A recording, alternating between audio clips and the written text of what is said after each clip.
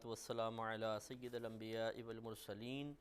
अम्मा बअदु फ़अऊज़ु बिल्लाहि मिनश शैतानिर रजीम बिस्मिल्लाहिर रहमानिर रहीम।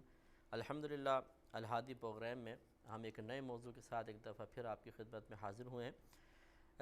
अल्लाह तबारक व तआला ने अपने हबीब करीम सल्लल्लाहु अलैहि वसल्लम को बहैसियत नबी के दुनिया में मबऊस फ़रमाया, तो बहुत सारी ऐसी चीज़ें जो साबिक़ा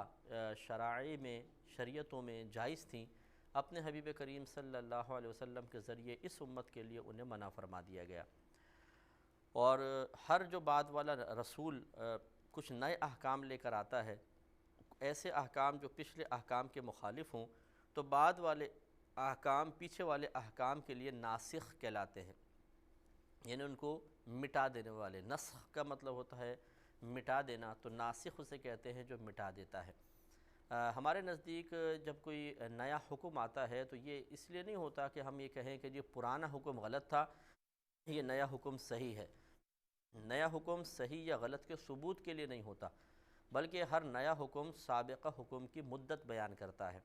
कि पहला वाला हुक्म एक ख़ास मुद्दत तक के लिए था, अब उसकी मुद्दत पूरी हो गई तो ये नया हुक्मनामा जारी हो गया। जैसे गवर्नमेंट मुख्तलिफ अपनी पॉलिसीज़ और अहकाम बदलती है, ऐसे पुराने ज़माने में बादशाह हुआ करते थे, एक फ़रमान जारी किया भाई ये काम करो, फिर कहा करते थे अब बादशाह का नया हुक्म आ गया ये काम करो। तो जब नया हुक्म आता है तो कहने का मतलब ये नहीं होता कि पिछले हुक्म में हमसे गलती हो गई थी और गलत चीज़ पर हम तुम्हें अमल करवाते रहे थे, अब ये सही हुक्म आया है, ऐसा नहीं होता। इसी तरीक़े से शरीयत का मामला है कि अल्लाह तबारक व तआला हर शरीयत में कुछ चीज़ें कुछ लोगों के लिए हराम कर देता है और कुछ चीज़ों को जायज़ कर देता है। फिर जब नई शरीयत आती है तो बाज़ औक़ात बाज़ जायज़ चीज़ों को उनके लिए मना कर दिया जाता है, बाज़ जिन जो पहले वालों के लिए नाजायज़ थीं उन्हें इनके लिए हलाल और तय्यब कर दिया जाता है। इसी तरीक़े से हमारे नबी करीम सल्लल्लाहु अलैहि वसल्लम भी बहुत सारे अहकाम नए लेकर आए, पहले वाले अहकाम को मनसूख़ कर दिया गया। अब सरकार सल्लल्लाहु अलैहि वसल्लम का चूँकि ये दीन इस्लाम क़यामत तक बाकी रहने वाला था, लिहाजा रहमत कौनैन सल्लल्लाहु अलैहि वसल्लम के बयान करदा अहकाम में जब तक आप हयात रहे उनमें भी नस्ख़ का एहतिमाल था कि शायद अल्लाह तबारक ताला ने एक ख़ास मुद्दत के लिए कोई हुक्म नाजिल किया हो और फिर नबी करीम सल्लल्लाहु अलैहि वसल्लम पर कोई नई वहई ऐसी नाजिल हो जो साबिक़ा हुक्म की मुद्दत को बयान कर दे। लेकिन जब रहमत कौनैन सल्लल्लाहु अलैहि वसल्लम दुनिया से पर्दा फरमा गए और नुज़ूल वहई का सिलसिला तमाम हो गया, तो अब ये कन्फर्म हो गया कि कुरान में जितने अहकाम हैं वो क़यामत तक के लिए बाक़ी रहेंगे। अब किसी इंसान की ज़रूरत नहीं है कि आम इंसान की कि उनको मनसूख़ कर सके, कोई भी मनसूख़ नहीं कर सकता। बस वो एक नबी ही होते हैं जिनको जो अल्लाह ताला के पैगाम को हम तक पहुँचाकर बाज़ औक़ात ये साबित कर देते हैं कि पहला हुक्म मनसूख़ हो गया, नया हुक्म आया। लेकिन जब अब वहई का सिलसिला ही ख़त्म हो गया तो अब कोई नासिख़ नहीं आ सकता। अब क़यामत कुरान पाक क़यामत तक के लिए तमाम का तमाम मुहकम हो गया। मुहकम उस आयत को कहते हैं कि जिसमें तब्दीली की कोई गुंजाइश नहीं होती। बस अभी तमाम अहकाम तमाम जितनी ख़बरें हैं वो मुहकम हैं और इनमें कोई तब्दीली की गुंजाइश नहीं है। तो ये जो नशे वग़ैरह होते हैं, जैसे मैंने पिछले प्रोग्राम में भी कहा था कि हम इंशाअल्लाह कुछ शराब के बारे में, नशे के बारे में जो कुरान पाक कहता है वो आपकी खिदमत में अर्ज़ करेंगे। ये एक बात याद रखिएगा कि नशा तमाम उम्मतों में हराम रहा है, लेकिन शराब बहुत सी उम्मतों में हलाल थी। हत्ता कि शुरू इस्लाम में भी शराब की इजाज़त थी, गोया कि उसको एकदम इब्तिदान हराम नहीं किया गया था। फिर बतदरीज अहकाम नाजिल होते रहे, हत्ता कि अल्लाह ताला ने फिर क़यामत तक के लिए शराब को हराम करार दे दिया। तो नशा हर उम्मत में हराम रहा है, लेकिन शराब जायज़ थी, यानी शराब पी सकते थे लेकिन इतनी नहीं कि हद नशे तक पहुँच जाए। अब यहाँ पहले थोड़ी सी बात मैं अर्ज़ कर देता हूँ कि नशा जो है ये बाज़ औक़ात तो हम उस चीज़ को भी कह देते हैं कि जिसके ज़रिए नशा आता है, हालांकि वो नशा आवर चीज़ होती है, यानी नशा लाने वाली चीज़। जैसे शराब है, हम कहते हैं शराब एक नशा है, हालांकि हकीकतन यूँ नहीं कहना चाहिए बल्कि कहना चाहिए शराब नशा लाने वाली एक चीज़ है, क्योंकि ये नशे का सबब बनने वाली चीज़ है, ख़ुद नशा नहीं है। नशा किसे कहते हैं? नशा एक ऐसी कैफ़ियत और हालत का नाम है कि जब वो इंसान पर तारी हो जाती है तो इंसान चीज़ों को बाद वक़्त दो दो देखना शुरू कर देता है, जब बोलता है तो ज़बान लड़खड़ाती है, से अल्फाज ज़बान से नहीं निकलते हैं, وہ چلنا چاہے تو صحیح قدم نہیں پڑتے ہیں، بعض اوقات زمین آسمان، آسمان زمین نظر آنے لگ جاتی ہے، گرپ کمزور پڑ جاتی ہے چیزوں پر، اور سامنے اگر کوئی عورت کھڑی ہو تو یہ تمیز نہیں رہتی کہ یہ ماں ہے، بہن ہے، بیٹی ہے، کون ہے۔ تو اس طرح کی جب کیفیت اور حالت طاری ہوتی ہے، اس کیفیت اور حالت کا نام ہے نشہ۔ تو شریعت نے اس حالت کو منع فرمایا کہ یہ حالت قائم نہ ہو۔ تو پہلے دور میں شراب حلال تھی، نشہ حرام، لیکن اس امت میں پھر شراب بھی حرام کر دی گئی اور نشہ بھی حرام کر دیا گیا۔ گویا کہ اب شراب اتنی بھی انسان نہیں پی سکتا۔ اگر مثلا کوئی کہے کہ جی مجھے تو بڑی پرانی عادت ہے، ایک آدھ بوتل چڑھا دوں تو پتہ بھی نہیں چلتا، تو چاہے پتہ نہ چلے، چاہے وہ عالم ہوش میں رہے، چاہے شراب پی کے بالکل ذہانت کے ساتھ کلام کرتا رہے، لیکن چونکہ شریعت نے منع کر دیا، اس لیے اب ایک گھونٹ بھی پینا شراب کا یہ حرام ہی رہے گا۔ تو اس میں دیکھیے پہلے دیکھیں اللہ تبارک و تعالی نے جب تک شراب کے جواز کو باقی رکھا، حرام نہیں فرمایا، اس وقت تک اللہ تعالیٰ کا فرمان کچھ اور تھا، پھر جب حرام فرما دیا تو کچھ دوسرا حکم نازل ہوا۔ چنانچہ سورہ نساء آیت نمبر 43 ہے 43، اس میں فرمایا یا ایھا الذین آمنوا، اے ایمان والو، لا تقربوا الصلاۃ، تم نماز کے قریب مت جاؤ، وانتم سکارا، اس حال میں کہ تم نشے میں ہو، یعنی نشے کی حالت میں نماز کے قریب نہ جاؤ، حتی تعلموا ما تقولون، یہاں تک کہ تم جان لو کہ تم کیا کہہ رہے ہو، یعنی جو کچھ تم بول رہے ہو جب تمہیں سمجھ میں آ جائے پھر تم نماز کی طرف آؤ، حالت نشے میں نماز کی طرف نہ جاؤ، ولا جنوباً، اور نہ حالت جنابت میں نماز کے قریب آؤ، الا عابری سبیل، مگر مسافری کی حالت میں، حتی تغتسلوا، یہاں تک کہ تم غسل کر لو، وَإِن كُنتُم مَرْضَىٰ، اور اگر تم مریض ہو،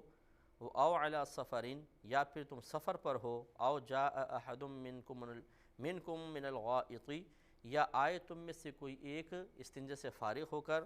او لامستم النساء، یا تم نے عورتوں سے تعلق قائم کیا ہو، فلم تجدوا ماء، پھر تم پانی کو نہ پاؤ، فتیمموا صعیدا طیبا، تو تم تیمم کرو پاک مٹی کے ساتھ، فامسحوا بوجوہکم، پس تم مسح کرو اپنے چہروں کا، وایدیکم، اور اپنے ہاتھوں کا، ان اللہ کان عفوا غفورا، بے شک اور اللہ تبارک و تعالی بخشنے والا مہربان ہے،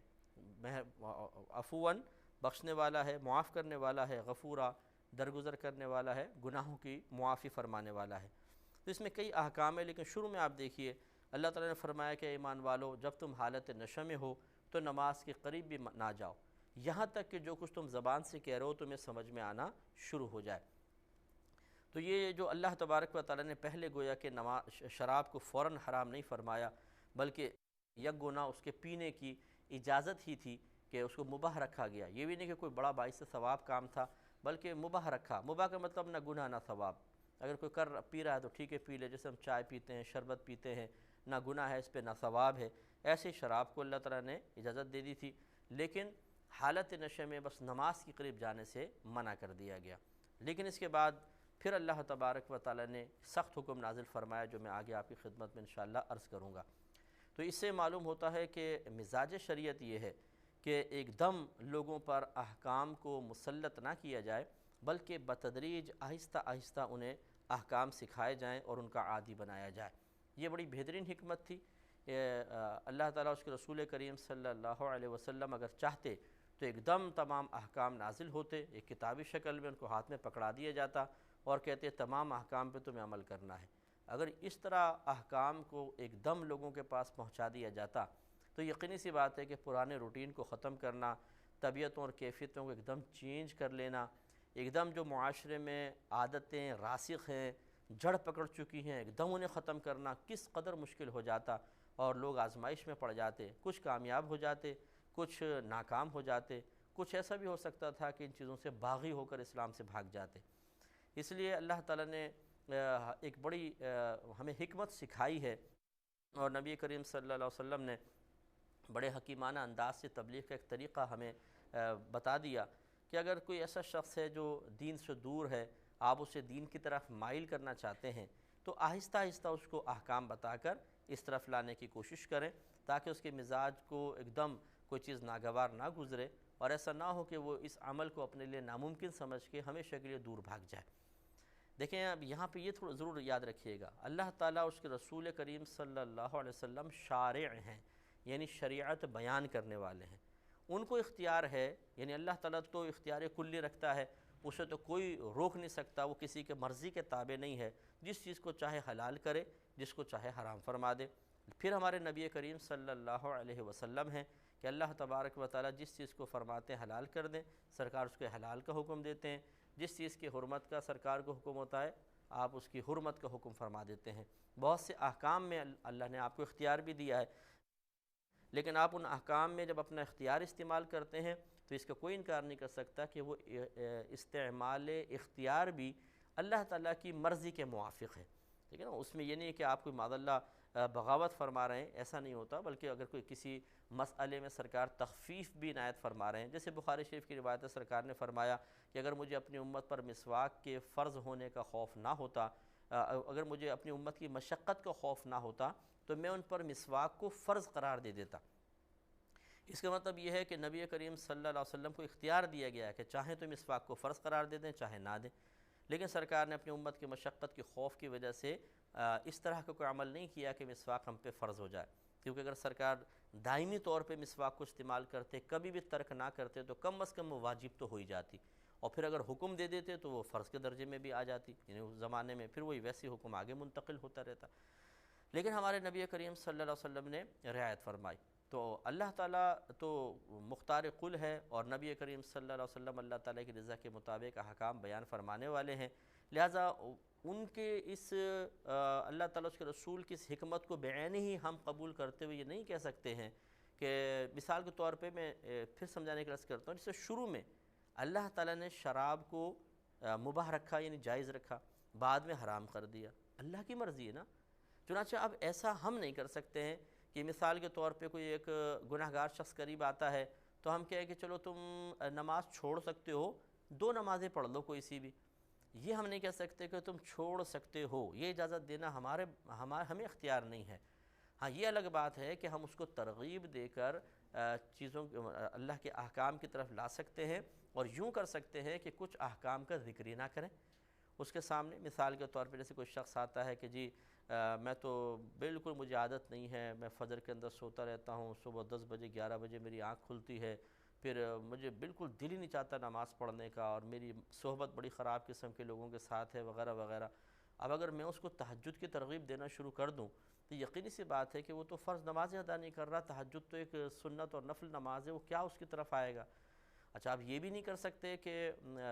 آپ ایسا کرو 2 پڑھ دو 3 چھوڑ دو، یہ ہمیں اختیار کس نے دیا ہے؟ تو ہم یہ کہہ سکتے ہیں کہ آپ کتنے بجے اٹھتے ہیں جی؟ جی 12 بجے، تو اس کے اچھا پھر کیا مصروفیت ہوتی ہے؟ پھر جی میں مطلب بس 2 بجے قریب کام پہ جاتا ہوں، اس کا مطلب وہ ظہر آپ کو مل سکتی ہے بہت آرام سے، آپ ظہر تو شروع کریں، بس یہ دیکھیں یہ آپ ظہر تو اسٹارٹ کریں، ایک نماز تو آپ اسٹارٹ کریں۔ ہم اب ایک اسٹارٹ کرنے کی، ایک پڑھنے کی ترغیب دے رہے ہیں، باقی کو چھوڑنے کی اجازت نہیں دے رہے۔ جب وہ ایک نماز پڑھے گا اس کا نفس ایک نماز کی ادائیگی پر راضی ہوگا اور اس کو سکون ملے گا، تو انشاءاللہ پھر دوسری، پھر تیسری، پھر چوتھی، پھر 5ویں۔ اسی طریقے سے فوراً کسی کو ناجائز زینت ترک کرنے کی تلقین کرنا، یہ کوئی آپ کے پاس آیا، اس نے بہت ساری چین سونے کی ڈال رکھی ہیں، انگوٹھیاں چڑھا رکھی ہیں، کان میں بندے پہن رکھے ہیں، اور آپ نے آتے ہوگا لا حول ولا قوت الا باللہ، تم جاؤ گے جہنم میں، یہ سب آگ کے بنا کے تمہارے اوپر مسلط کر دی جائیں گے، اتارو سب کچھ۔ تو ہو سکتا ہے کہ وہ آپ کی مروت میں یہاں اتار بھی لے، آپ کے ماحول کو دیکھ کر، آپ کے روب میں آ کر، لیکن یہ بہت ہی مشکل ہے کہ وہ باہر نکل کر بھی اس پر استقامت حاصل کرے، بلکہ وہ جو اس کو لے کر آیا ہوگا ملوانے کے لیے، اس سے کہے گا تم نے کہاں مروا دیا، ایسی مولوی اتنا سخت مولوی کے پاس لے آئے، اس کو تو ایک دم ہی مجھے اتنا سخت بول دیا۔ تو یہ ہوتا یہ ہے کہ اس قسم کی چیزوں کو دیکھ کر پہلے اس کو مطلب اپنے قریب کرنا چاہیے، پیار سے بٹھائیں، اس کو کچھ کھلائیں پلائیں، اسے اپنائیت کا احساس دلائیں، محبت کا احساس دلائیں، اور بس اسلام کی بنیادی تعلیمات جیسے نماز کے بارے میں ہلکی پھلکی تلقین کر دی، اور فکر آخرت دے دی، آخرت کا تھوڑا سا احساس بیدار کر دیا اور رخصت کر دیا، تاکہ وہ پہلے سوچنا تو شروع کرے، اس کی طبیعت تو آہستہ آہستہ شرعی احکام پر مکمل طور پہ عمل پیرا ہونے کے لیے تیار ہو جائے، پھر اس کے بعد اس سے آپ یہ بھی کروا سکتے ہیں، پھر جتنا سخت احکام بیان کریں گے وہ اتنے ہی خوشی کے ساتھ اس کو قبول کر لے گا۔ ایک چیز دیکھیں، بعض اوقات ہم اپنے لیے آسان سمجھ رہے ہوتے ہیں. مثال کے طور پہ اگر میں شراب نہیں پیتا تو میں کہتا ہوں شراب چھوڑنا کون سا مشکل ہے، یا اس میں کیا مسئلہ ہے. لیکن جو شراب کا عادی ہے وہ جانتا ہے کہ شراب کو چھوڑنا کس قدر مشکل ہے. جو پان کھانے کے عادی ہوتے ہیں ان کو بولے پان چھوڑ دیں، وہ شاید بیوی کو چھوڑ دیں گے، پان نہیں چھوڑیں گے. اتنا ان کو عادت ہوتی ہے سخت کہ طلب محسوس ہوتی ہے، طبیعت میں بے چینی بے قراری، اور جب تک وہ پان نہیں کھا لیتے ان کو سکون نہیں ملتا ہے. تو اب ایک دم اب چونکہ میں اگر پان نہیں کھاتا ہوں تو مجھے ان کی اس کیفیت کا اگر 100% اندازہ نہیں، تو تھوڑا سا مجھے اندازہ تو کرنا چاہیے کہ بھئی اگر میں ایک دم اس کو چھڑوا دوں گا تو یہ صحیح نہیں ہے. تو اپنی کیفیت پر کسی اور کی کیفیت کو قیاس کرنا درست نہیں ہے. یہ ایک میجر مسٹیک ہے، جو جیسے دین کی طرف بہت سے بچے ابتداءً مائل ہوتے ہیں تو وہ اور ایک دم اللہ تعالیٰ ان کو توفیق دیتا ہے، نماز بھی پڑھنا شروع کر دیتے ہیں، روزے بھی آسان ہو جاتے ہیں، قرآن پاک کی تلاوت بھی آسان ہو جاتی ہے. تو وہ ایک آپ نے ایک ماحول دیکھا ہوگا، کچھ لوگوں کی نصیحت آپ کے اوپر اثر انداز ہوئی ہوگی، آپ کا ذہن ایک دم بنا اور آپ کے لیے عمل اللہ نے آسان کر دیا. وہ یہ سمجھتے ہیں کہ تمام گھر والوں کو بھی یہ کیفیات فوراً حاصل ہو جانی چاہیے،